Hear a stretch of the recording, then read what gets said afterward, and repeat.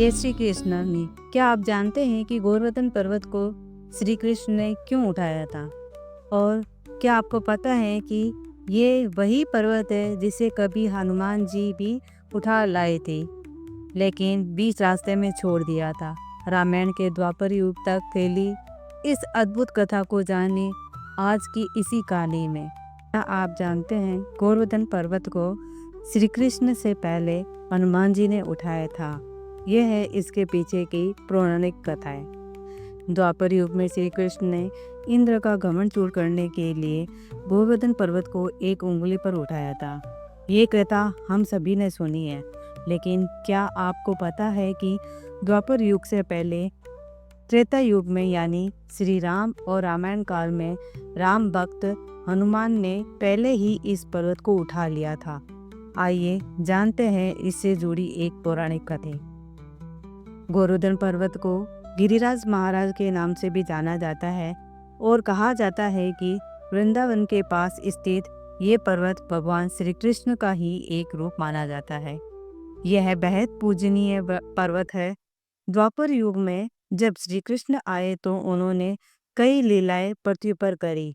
पूतना का वध हो, माखन चोरी हो या फिर बंसी बजाना हो, सभी लीलाएं बालकृष्ण ने की। ऐसे ही जब इंद्र अपने अहंकार में चूर हो गया था, तब कृष्ण ने एक अंगुली पर गोवर्धन पर्वत को उठाकर सभी ब्रजवासियों को उसके नीचे सहारा दिया। लेकिन श्री कृष्ण पहले ऐसे नहीं थे जिन्होंने इस पर्वत को उठाया हो। उनसे पहले त्रेता युग में हनुमान जी ने इस पर्वत को उठा दिया था। आइए जानते हैं इस कथा को। राम सेतु। ये घटना रामायण काल की है, जब श्री राम और उनकी सेना को लंका जाने के लिए समुद्रों को पार करना था।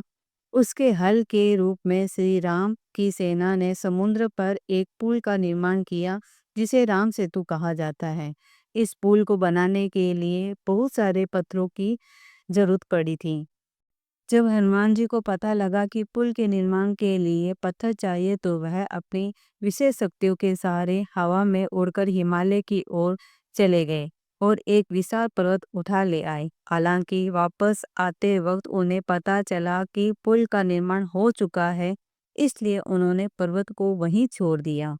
जब हनुमान जी ने पर्वत को रास्ते में ही छोड़ दिया, तो वह पर्वत बहुत दुखी हुआ कि अब वह प्रभु श्री राम के काम नहीं आ पाएगा। पर्वत की स्थिति को भांपते हुए हनुमान जी ने पर्वत से कहा कि द्वापर युग में जब श्री राम कृष्ण के रूप में जन्म लेंगे तो तुम्हें कृष्ण द्वारा उठाया जाएगा। वह पर्वत जिसे हनुमान जी ने रास्ते में छोड़ा था, गोवर्धन पर्वत ही था।